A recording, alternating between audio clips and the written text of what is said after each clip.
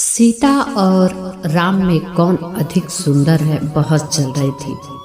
विवाह के बाद चारों भाइयों को मिथिला की कन्याएं अलग अलग कोहबर में ले गई। लक्ष्मण से मजाक कर जब वो उन्हें सताने लगी तो लक्ष्मण को ध्यान आया कि भैया राम को भी यहाँ आई नारियां सता रही होंगी और वो अपने सरल स्वभाव के कारण कुछ बोल नहीं पा रहे होंगे। मुझे उनकी सुरक्षा करनी चाहिए। सो लक्ष्मण अपने कोहबर से निकलकर उस कोहबर में आ गए जहाँ राम और सीता विराजमान थे। सीता जी की सखियां ने जब लक्ष्मण को देखा तो आपस में बोली, अब तो दुल्हन को छेड़ने का आनंद मिलेगा, और उन्होंने छेड़ना शुरू कर दिया। हमारी सखी सीता तो राम जी से अधिक सुंदर है, राम जी तो उनकी छाया मात्र हैं। लक्ष्मण से भला ये बात कैसे सही जाती। उन्होंने प्रतिवाद किया, हमारे भैया अधिक सुंदर हैं, सीता जी उनकी छाया है। काफी देर जब यह विवाद चला तो सखियों ने लक्ष्मण से कहा, अभी निर्णय हो जाता है कि कौन किसकी छाया है। ये बताइए कि छाया का रंग कैसा होता है। लक्ष्मण ने कहा, काला। इस पर सखिया ने खुश होते हुए कहा, हमारी सीता का रंग गोरा है और आपके राम जी का रंग काला।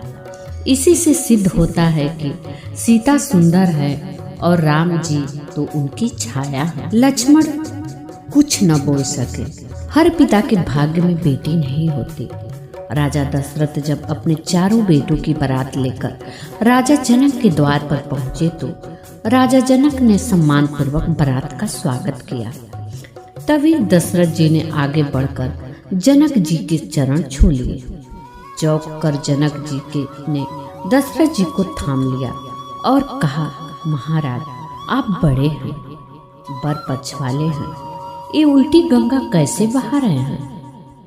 इस पर दशरथ जी ने बड़ी सुंदर बात कही, महाराज आप दाता हैं, कन्यादान कर रहे हैं, मैं तो याचक हूँ, आपके द्वारा कन्या लेने आया हूँ।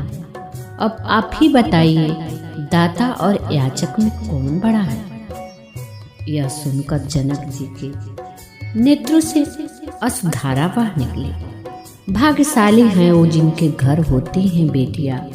हर बेटी के भाग में पिता होता है, लेकिन हर पिता के भाग में बेटी नहीं होती। एक दिन श्री राम जी ने हनुमान जी से कहा कि हनुमान, मैंने तुम्हें कोई पद नहीं दिया, मैं चाहता हूँ कि तुम्हें कोई अच्छा सा पद दे दे, क्योंकि सुग्रीव को तुम्हारे कारण किष्किंधा का पद मिला, विभीषण को भी तुम्हारे कारण लंका का पद मिला, और मुझे भी तो तुम्हारी सहायता के कारण ही अयोध्या का पद मिला, परंतु तुम्हें कोई पद नहीं मिला। हनुमान जी ने कहा, प्रभु सबसे ज्यादा लाभ में तो मैं ही हूँ। श्री राम जी ने पूछा, कैसे। हनुमान जी ने कहा, सुग्रीव को किष्किंधा का एक पद मिला, विभीषण को लंका का एक पद मिला, और आपको भी अयोध्या का एक ही पद मिला। हनुमान जी ने भगवान के चरणों में सिर रखकर कहा, हे प्रभु, जिसे आपके ये दो पद मिले हो वह एक पद क्यों लेना चाहेगा।